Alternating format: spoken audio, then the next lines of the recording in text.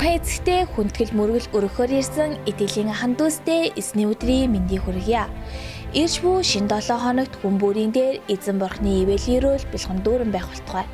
Өнгөрсөн 7 хоногт болж өнгөрсөн Галил Монгол чуулганы мэдээлэл танд хүрэхэд бэлэн боллоо. Эхний мэдээ.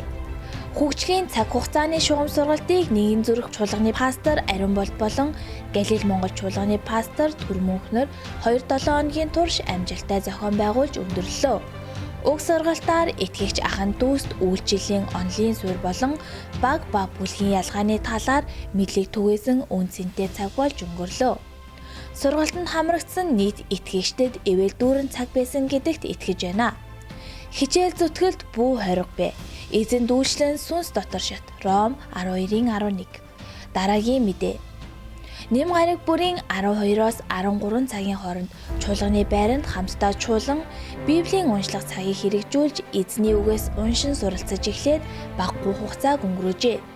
Цуглааны гишүүн бүр Библийн боловсролтой өсөлт дүүрэн жил байх нэгдсэн зорилгын төлөө хамтдаа хичээн шамдаж идэвх зориулттай оролцохыг уриалж байна. Залуу нас чинь бүргэд мэд шинжлэхдхийн тулд тэрээр амьдралыг чинь сайнаар хангадаг. Дуулал 103:5. Онцлог мэдээ.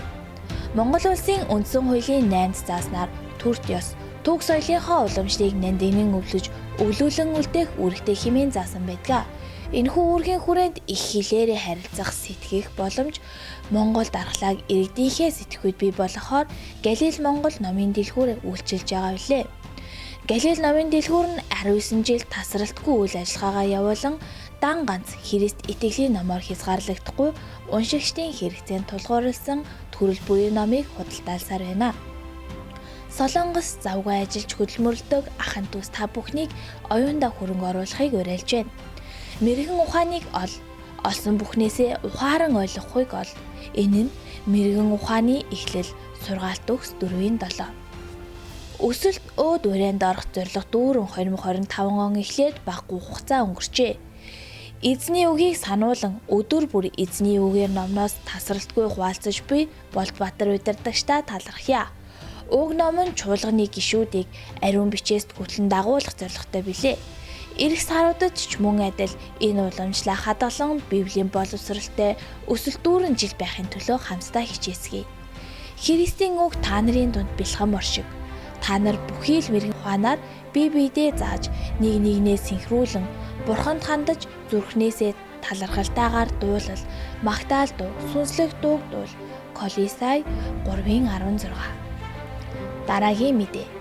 Чуулганы магтаалын үйлчлэлийн багийнхан ур чадвараа дээшлүүлэхээр дуулах үрзэн сургалтанд хамрагдаж эхэллээ. Тэдний дээр эзэн бурхны ивэлийн өрөөл бэлхэм дүүрэн байгээ. Онцгой уриалга. 2025 онд Галил Монгол чуулганы хүн бүр залбирагч байж үннээр болон сүнсээр яван эзэн бурхнаа алдаршуулсан бурхан тааламжтай өөр сүнстэй нэгэн байцгай урайнд ор 7 хоног бүрийн өдөр бүр онцгой залбирал хийж байгаа билээ. Уг залбирлаар улс төр, эдийн засаг, боловсрол, хэвлэл мэдээлэл, соёл урлаг, сүм чуулган болон гэр бүлийн талаарх нийт 7 сэдвийг онцолж байгаа илээ. Итгэлийн ахан дүүс та бүхнийг өргөнөөр хамрагдахыг уриалж байна. Бүх дэлхий эзэнт баясгалтайгаар хашгирах тун. Эзэнт баяртайгаар үйлчил. Түүний өмнө баясгалтайгаар дуулан ирэх тун. Дуулал 101:2.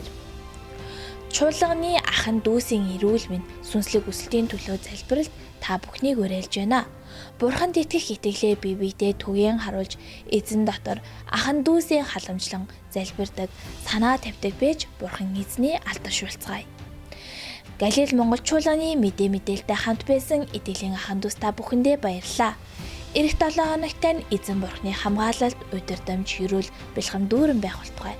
Хүндэтгэл мөрөлийн цагтаа давтаа морилно.